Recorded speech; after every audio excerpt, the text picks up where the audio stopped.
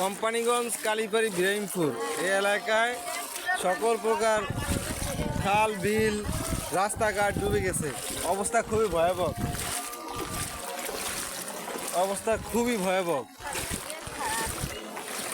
এই যে রাস্তায় মনে করেন প্রায় 7 ইঞ্চির মতো পানি উঠে গেছে। এই পানি রাস্তায় 7 ইঞ্চির মতো পানি উঠে গেছে।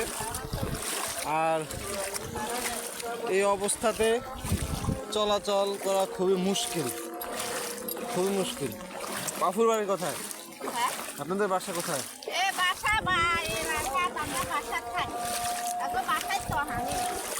ও, এখন আপনি এই বৃষ্টিপাত সম্পর্কে কিছু বলবেন? আপনি বৃষ্টিপাত সম্পর্কে কিছু বলবেন? বৃষ্টিপাত সম্পর্কে কিছু বলবেন ক্যামেরার সামনে?